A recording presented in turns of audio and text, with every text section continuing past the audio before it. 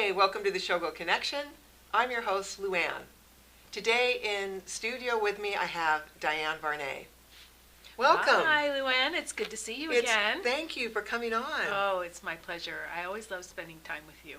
We do. We have fun, don't we? We do. We do a lot together. And happy birthday, by the way. Oh, thank you. I know you just had a party. It was fun. I was there. Yes, and you're a fellow Aquarian as well. Your birthday's coming up next month. My birthday's February 18th. Yeah, I'm on 22nd, right on the cusp. You're an early Aquarian. I'm a late Aquarian. So we cover both ends. That's right. But yeah, no, we work on a lot of projects together, and that's where we could probably jump in. Right? Yes, absolutely. I'm trying to think when we first met. I think it was at the reunion that I organized at the Stardust in 2006. It had to have been, because I was trying to think too, and I couldn't quite place it. But then when we were talking, I do remember being there, and kind of that's when you were starting the Showgirl Legacy Foundation, I started right? it a year later. Exactly. Yeah. So it was top of mind, and we were having a conversation about that, and I was so interested in it, and so that was since 2006. Wow. The reunion was October of 2006, and then they imploded the hotel like a month later. Right. And then that's what inspired me to, create the foundation. And then I was thinking too, we both danced in Hallelujah Hollywood at the MGM Grand. We figured that out. And we both danced at the Lido at the Stardust. We did. But at different times. At different times, because we didn't really know each other before the reunion. No. But this is the thing, and this is what a lot of people don't realize. How many times have you been out and about, and people find out that you used to be in show business, and they'll go, "Oh, do you know so and so?" Because everybody wants to know a showgirl, right? Yeah. And you're kind of like, "No, I don't really remember that name." What? So or sometimes our last names change. Right. Yeah. But I think what the general public doesn't realize is that we had 6-month contracts. So because of only being able to have a commitment for 6 months at a time, and then basically having to reapply for your job, there was a lot of people that were on a revolving door. So it wasn't this longevity where the same people worked together for year after year after year. I mean, obviously there were some of us, yes, but for the most part, there was a huge rotation. So get back to the question, well, do you know so-and-so? I mean, how many people only stayed for 6 months or a year and a half, or didn't get rehired? That's the other thing. It wasn't even a choice. But sometimes you do go, "Oh yeah, I do know that person." You probably do more than I do. Sherry, who's been writing the books, the collection of Bluebells Forever. Right. And I didn't realize this. I mean, it's been a couple of years that they celebrated 10,000 bluebells, that there have been 10,000 bluebells. Well, there you go. And I didn't think there'd been that many. I did. Because everybody gives me a different name, and I don't know them. well, and that's from all over the world, too. And Bluebells are from Europe. Yes. They might not want to stay. One of the gals, Maureen, who came in when I did, she came from L.A., and she was here for 6 months. She was dating Rod Stewart, and she loved all the rock bands and rock music and everything. In 6 months, and she was out of here. She wanted to go back to L.A., to the park, dating Rod Stewart, playing soccer with him in the park, everything. It was just not for her. She and who didn't want that job, right? Well, speaking of Vegas not being for somebody, didn't you grow up here? I did, yes. Yeah. I went to school here. I grew up here. There were just a couple 100,000 people here when I became of age, and so Las Vegas truly is my home. Yeah. It is. Yeah. I mean, there are a few of you, but there's not a lot of you that grew up here. There are not, No. because it's just such a small town then. And now look at it. I mean, it's looking like we're going to be 3 million people by 2030. That's what they're predicting. Is that what they're saying? 3 million. Are we at 2.5 right now? It's flirting. It kind of goes between 2.4 and 2.6, given any period of time or what's going on in history. Yeah.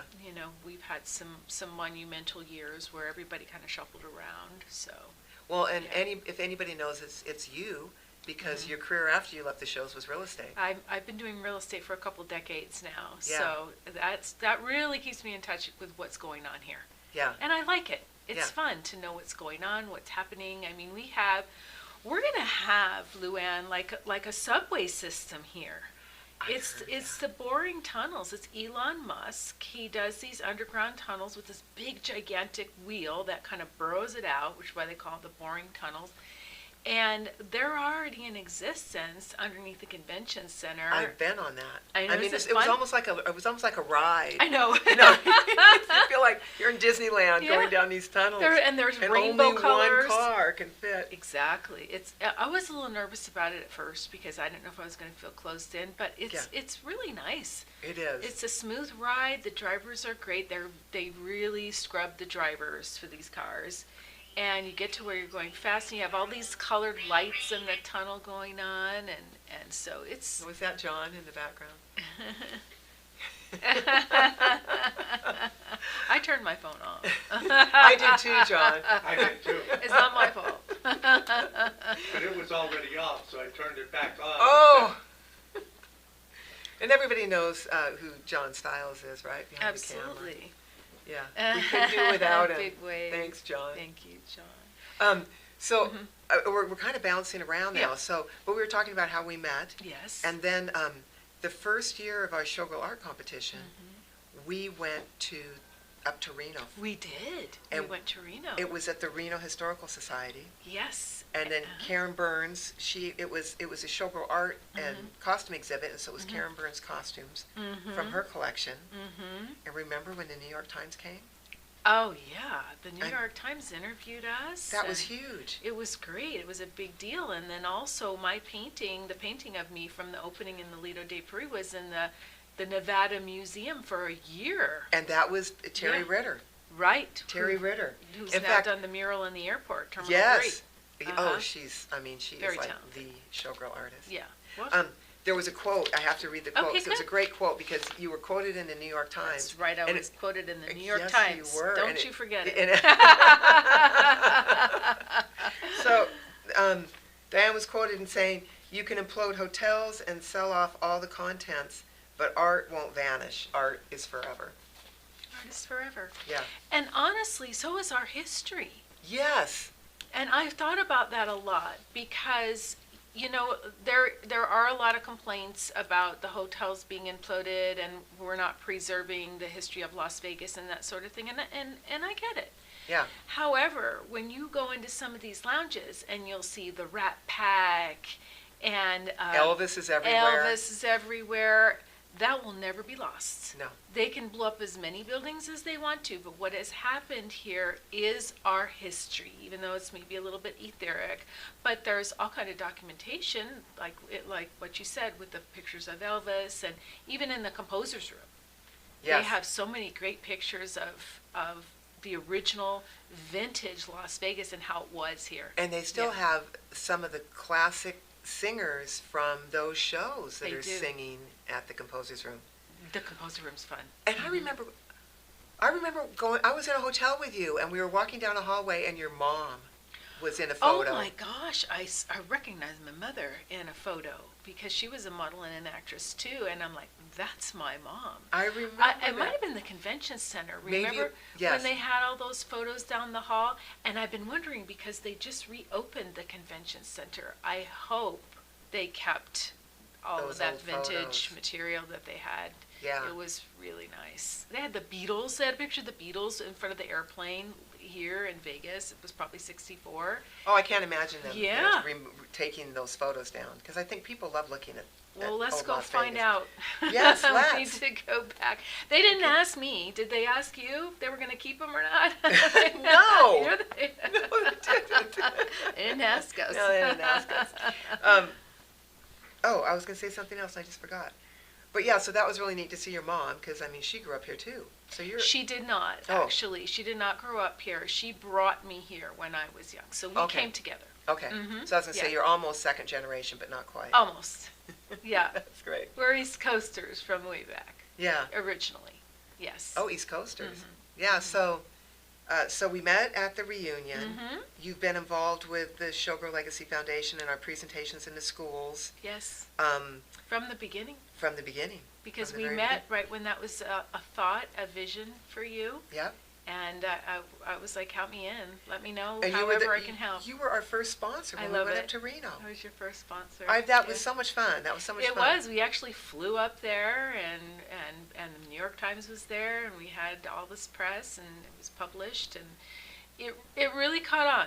Yes. It caught on. You didn't have any trouble. No. I think the main thing was, for you, you were still working at the time, so you were busy forming this foundation, and which is now 18 years old. Yeah, you How had a did lot that on your happen? plate, but the momentum just continued to happen, and then you decided at some point to make a full commitment to the foundation. So now it's really your life's passion and purpose. Yeah. So that's when I retired 3 years ago. So from my other job. Right. Right. So yeah. and then we reconnected, because these are really pivotal points, I think. Pivotal. For both of us. Then we reconnected for Stephen Sondheim's Follies. Can you talk a little bit about that? Well, I'd love to talk about that. I mean, can we talk all day about it? We could. Well, yeah.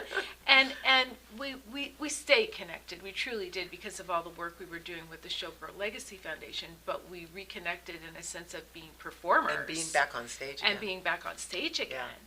So we went into rehearsal for 4.5 months.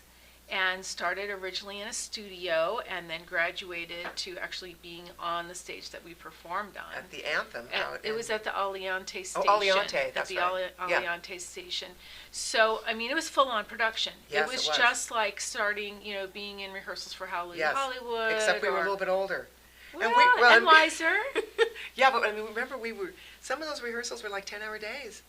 Well, sure. And we're all like Yeah. lying in the booths out in the I have out in the pictures of showroom. people camped out asleep Yeah. in the showroom. It's just so typical. Yeah. How it is backstage, the real behind the scenes, what it is like, hair Yeah. pulled back, having a little bite to eat, taking a nap, reading a book, waiting for your cue, And then, of course, when we had the rehearsals with the bands, those were at night. So that's when we had Yeah. such late nights, because it was about till 10 o'clock at night, because the bands were out working. Yeah. Other gigs, other jobs, whatever we had So to there wait was for a them. 27-piece orchestra. Right. Yeah. Right. Band, orchestra. It Yeah. was an orchestra. It was Yeah, a but I full- mean 27-piece. I mean, that was it was great. it was major. Oh, it was so wonderful. Yeah. And a lot of my parts were right in front of the kettle drums, which were perfect, because I had to have my cues by the drums. You keep on that beat. So I was like, Yeah. okay, I'll just listen. I'm like, good. I'm right in front of the drums. I won't miss it, because sometimes the audience gets so loud. Oh, we had Yeah. 2 or 3 standing ovations. Oh, everything Every that show. we've done in this phase of our life, we have had standing ovations. And and jumping around a little bit too, and I know we'll get to it, but we just recently did the Philharmonic. I just made a commitment to go to a Philharmonic fundraiser, and I was talking to the person who's orchestrating it, and we were talking about Very Vegas Christmas, and she says, all we hear about is that everybody loves the Showgirl part the very best out of that show. Wow. That's the most memorable part. That's what they all talk Well, about. and They you all just talk can't about the find showgirls are in town anymore. And so for people to see showgirls, I think it really means a lot.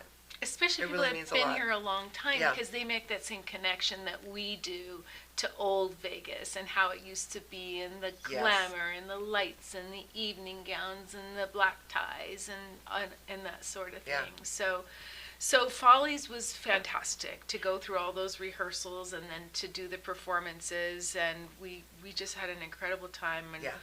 I know we're both very proud of the show. We had awards, right? Broadway awards for that show for choreography. Yes. For costumes. You were part I of the costumes. helped with the costumes. Right. Yeah. Right. Yeah. And didn't you and Brandy get an award for that? Yes, we did, didn't we? She's so humble. What can I tell you? We got a lot of awards from Broadway, because that's Stephen Sondheim. That is Broadway. Yeah. And that's where the 12 legendary showgirls were That's how it happened. formed or That's created. how it happened. And it was so funny, because we had done Follies, and then I was at the Smith Center one night, and I was getting my car at valet, and you have the little benches and everything sitting out there at valet. There was this gentleman sitting on the bench, and he kind of hollered over me. He goes, "Hey," he goes, "are you one of those legendary showgirls?" And I said, "Yes."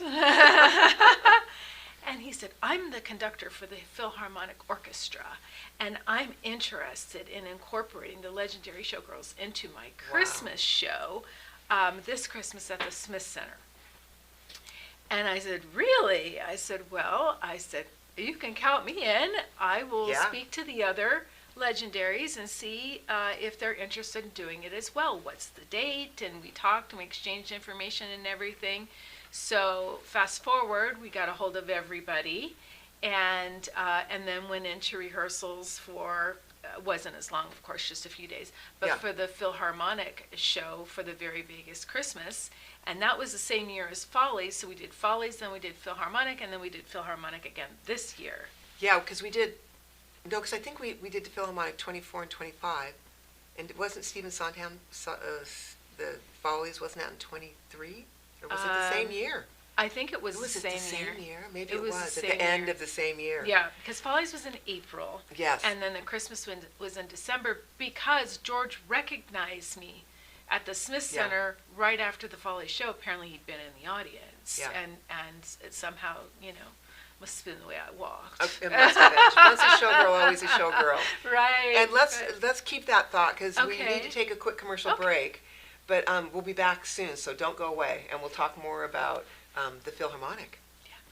Yeah. The Showgirl Legacy Foundation is a 501c3 nonprofit dedicated to preserving the historic significance of the iconic showgirl as a performing artist. We achieve this through curriculum-based educational programs in partnership with the Las Vegas Academy of the Arts. The program includes a panel of entertainers and showgirls modeling authentic costumes for the visual arts students to paint. The students submit their artwork to the Showgirl Art Competition that becomes the annual Showgirl Art and Costume Exhibit. The foundation also represents guest speakers that give historical presentations about the Las Vegas stage show spectaculars and their personal experiences. The speaker brings authentic show costumes for photo ops and tailors their presentations for conferences, conventions, luncheons, museums, and other venues. Recently added to the Foundation's repertoire is the talk show The Showgirl Connection with your host, Lou Anne. She interviews former and current showgirls, dancers, entertainers, and all the people behind the scenes that make the magic happen. The Showgirl Connection wouldn't be possible without the partnership and support of WWDBTV and owner John Stiles. Learn more about us at showgirllegacy.org and castandcrewreunion.com. For questions, email us at info@showgirllegacy.org.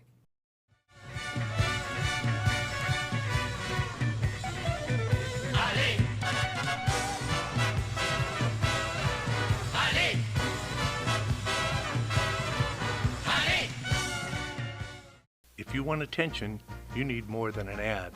You need a presence. Welcome to WWDBTV, your internet streaming TV station built for business and people. We create high-impact commercials and video podcasts with pro production. Then we help distribute your show where audiences already watch and listen.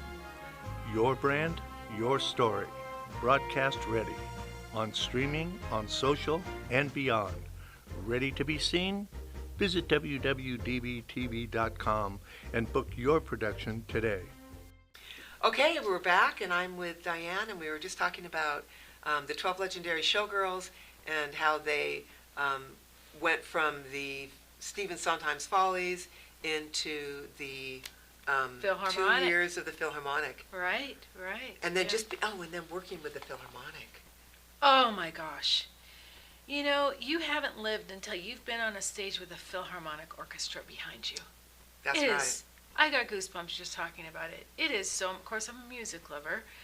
That's what we do as dancers. We interpret the music. We move to the music. We sell the music to the audience. It's just, we're conduits. So, we love music, and we learn to count eighths just like musicians do. And, it's funny because there's so many things that you just don't know. And we'd done these shows, but I hadn't done Broadway before. So Broadway is a whole new set of rules. And everything that's done, you have to check with Broadway, and you have to check with the Yeah, rules that's and right. the I remember regulations. that. There's a lot of legalities, and you can get sued if Yeah. you don't follow everything verbatim. So Dave Loeb, who was our conductor and an amazing pianist, he showed me the Follies music book. And the music book came out of New York. Wow. And so they had to be given to all of the band members, all the orchestra members. They had to have their books, but they could not mark in them. They could not write in them. So Dave had a pencil with an eraser, just in case he had to, make a note of, like a 5, 6, 7, 8 cue for me. Yeah. I know. we had a couple those of times too. when you were the leader Oh my goodness. of the group. So much responsibility, because you have to be on the count when you've got 11 other people behind you that are counting on you being on the count. And then when it's a live orchestra, so that's always changing a little bit. It is changing, and Yeah. then you add the audience to it. So I have a great story for that too. But anyway, Dave taught me about those books and how precious they were, because they came from Broadway, the music books, and they had to be sent back in the exact same condition that he received them in. So talking about the counts, so this last Very Vegas Christmas that we did, which was December 2025, I was leading out the line of the Showgirls. So when I came out, I had to be on the count, because everybody was counting behind me. And then when we made the transition, I had to be on the count as well. It was a really hard piece of music to count. hear. Yes, it was Yeah. like an old crooner song it was from 1948, the song. Beautiful song, fantastic. But so I was trying to learn the music and hear the cues so that I know when to do everything, because everybody was going to do right after me. It was kind of like a Rockette thing where everybody goes, Yes. like that, right? Yeah. Their arms. So anyway, I'm getting ready to listen for my cue. Well, the last person to come out was Cindy Dumaney. Now, Cindy's in her 90s. She's a Las Vegas icon. Yes, She is. was the owner of the Tropicana, which we have pictures of that as well. But anyway, it's about time for my cue, because Cindy was the last person out, and I'm the one that has to start the roll-off. And the crowd goes bananas. Oh, when they because saw Cindy. there's a 90-plus-year-old, Yeah. and she's so proud of her age. Yes. So it's okay for me to Yeah. say it. She'd probably be upset because I didn't say the year. I Oh, think she it's- wanted to say yeah. her age. I think she's 93. She's 92. She's Ni- going to be okay. 93 in April. Yes. Okay. So anyway, now in this case, we had like a 70-piece orchestra behind us for Very Vegas Christmas. And I'm telling you, the crowd was louder than the music, and I could not hear my beat. And I was thinking, oh my gosh, I'm going to get it wrong. I'm going to throw everybody off. It's going to be a disaster. I'm standing up there. Everybody in the whole line is counting on me, and the crowd's just going, Cindy. And God bless George Doherty, the conductor, because he knew. And he cued me, and he goes, 5, 6, 7, 8, and I was like, boom, and then I started the roll-off, and everybody did it. But without that, I think I would have just been completely See, that's lost. a wonderful thing about working with live orchestras. Yes, Now everything's canned, I know. right? Those live It's orchestras. spontaneous. Yes. It's never the same. And there's that connection. The connection with the audience, the connection With with the the music music, and the orchestra. yes, and George knew. He knew that I had to have that cue, and he was so uneasy by that cue. He really did, because I could not hear anything. So Cindy is just such a blessing She to really have, is. and everybody loves her. And then we went to the Tropicana Hotel during the time that all of this was happening, because they were closing it. That's right. That's right. So the Legendaries got together. We went there. And Cindy well, they was were there. having a reunion for the Folies Bergère. That's right. It was the Folies Bergère cast. That's right. Yeah. So it was all at once. It was like the last night there, Yes. and the cast reunion, and There were Cindy's quite a family few. was there. I Fred want to Dumaney say, was there. what do you think? There were like 150, 200 people. The At whole least. bar. The whole bar. At was least just- they kind of gave us a room, a lounge. Yeah. There were a lot of people It there. was so much fun. One Just- thing about show business people, we know how to have fun. We love our reunions. We do. We love to get back with those Yeah. those connections and remember and reminisce. We and- always have great stories to tell, like 5, 6, 7, 8 photos and that sort of thing, because like you said, it's never a different day. And, you're talking about performers. These are creative people.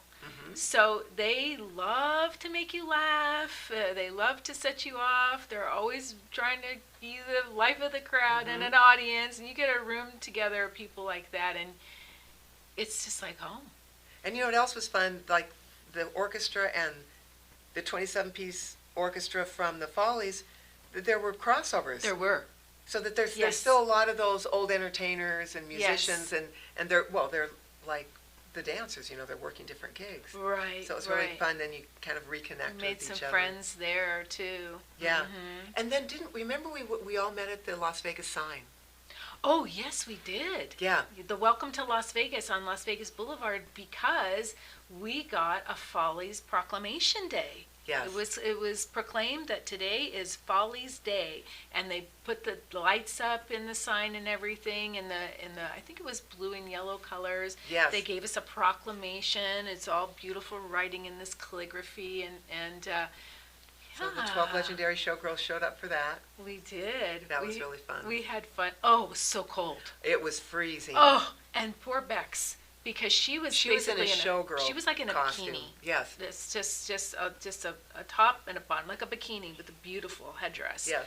And it was freezing Although cold. we were all It in was like so sweaters cold and and coats windy and that scarves. morning. And We then Bex is out there in a showgirl outfit. You would never know. You look at the picture, just And like, she's just it's another smiling. day in Vegas. Yeah. But That what we whole go new through. generation of showgirls, my hat's off to them, because we used to sign 6-month contracts, Right. and they're out looking for gigs all the time, and they're Right. working different projects, and They move around a They're lot moving more around a lot because more we than don't we have did. the extravaganzas anymore. no, Cirque du Soleil took over a lot of those showrooms. yeah. Well, we dominated the Strip for 5 decades That's pretty before good. the Cirque folks. And you're keeping it alive. Oh, thank you. You're Well, welcome. and, it's near and dear to my heart and everybody's heart that was involved in those shows. And then just Yes. educating people, because, Jubilee closed in 2016. That was the last show. So you can't even go see a show anymore. Not like that. No. And the only representation that really isn't is the girls down there working, Fremont Street and the Strip in those costumes. Well, they're no more like showgirls than the Elvises or Elvis Presley. I mean, That's true. Yeah, it's just an event. It's Las Vegas is so festive, and I think there's a lot of ways people use their creativity and find ways to earn a living and that sort of thing. But what you've done, Lou Anne, is you've preserved the elegance and the glamour of the Las Vegas showgirl. You've kept our integrity intact. I mean, we worked 6 nights a week, and we had 1 day off a week. We did 2 shows a night, 3 shows on Sunday or Saturday, whichever night it was. And we were really committed. We were athletes. We went to ballet and jazz every day, and then did our 2-3 shows that night, and went to sleep and got up and did it all over again. And we loved it. We loved it. We were happy. We were committed to our craft. We loved what we did, but we were really in a bubble because there wasn't a whole lot of time other than what we were actually doing. Yeah, And that's right. what we had to maintain in terms of our weight and our physique and the way we behaved and how we showed up in public and all of those things. It was the most glamorous thing that a woman in Las Vegas But like could you said, do. we were really protected. We never left the magic of the showroom. Right. And even Yes. Jubilee at the end, some of the showgirls were going out for photo ops, but we never did that. Right. You were kept apart. And then even when the girls came over from England, they weren't supposed to be dating the stagehands. Yeah. So you talk about an insular bubble, Yes. and Yes. just that, but that magic of the show. The integrity was very well preserved and enforced. Yes. So you were expected to live a life a certain way, and it was very removed. There was just a little bit of mystery about it, where you couldn't, like you said, go out and be seen in public and do photos and mingle and all this. No. It was just the stage and, the perception of the people. We went in and out the backstage door. Yep. No Unmarked stage door door. Johnny's, just the elephant. No. I remember the elephant. That the elephant in the Lido Yeah, and he the was parking always lot. out in the backstage doors. Oh my we came goodness, in. the elephant was so sweet. And working with Siegfried and Roy. Yeah, that was fun. when they were specialty actors? They were so talented. I mean, even if you knew how they did their magic, it was still amazing how fast they were. Yeah. They were just unbelievably fast. And Siegfried always, backstage, he always had his nose in a magic book. That was Siegfried. He was intellectual. And then Roy was always friendly to everybody and outgoing and having the parties at his house. They were just a perfect couple. They had Yeah. both ends of the spectrum completely covered. Well, I've loved it. Thank you so much for coming on. Sure. Is there anything else that you want to say that we didn't cover? Or? Well, sure, we have to do this again. Yes, we do. I'd love to have you back. Well, and hopefully, we'll continue to grace the stage from time to time because Yes. it really is fun, and everybody seems to enjoy it, right? Yes. So it gives them a little piece of the past, and I'm always available for any real estate needs. My website is vegasluxury.com, and I work for Coldwell Banker Premier Realty. Weren't you the #1 realtor last year? I have been, and several times actually, and Yeah. I just was told that I made top 1% again for last year. Congratulations. In the community. So, Wow. yeah, those are wonderful designations to have, and Yeah. it shows you the hard work behind it all. Well, I think the dedication and commitment it took to be dancers on the Las Vegas Strip back in the day, just, transfers to It does. what else, to the other things that we do. Yeah. I mean, there's so many, when you talk to the women in the community that have stayed here, I mean, we've all been very successful in other ways because we're just, The work ethic is there. yes, the work ethic. And the commitment and the passion, and put a little bit of all of those things, dash a little everything in there, and it's still home. Yes. It's still Las Vegas. Well, thanks for coming in, Diane. Thanks for having me, Lou Anne. We'll do it again soon. That sounds good. Oh, do you want to try? Oh, am I putting my hat on here? Okay, here. Oh, I like that red. Red will look great on Here you. we go. Oh, and that was, that was Karen Burns. That was the men's hat from Heatwave, but it looks great on the women too. Oh, okay. Yeah. Well, I can do this one. Yeah. Should we Absolutely. stand? Well, I now put on. Let's and see these are, yours. Follies Bergère. They're really small. I have a big head. It is a small cap there. Maybe just sit it on top. Maybe just sit it on top. I have to say that Sue Kim Chung with the Special Collections Department was in here last week, and she put it on backwards. Oh, and we how all funny. started laughing. Oh my gosh. Yeah, it's They're not very- like they have labels in them, That's right. I guess we can sit here. There we Then go. That way John doesn't Okay, have here.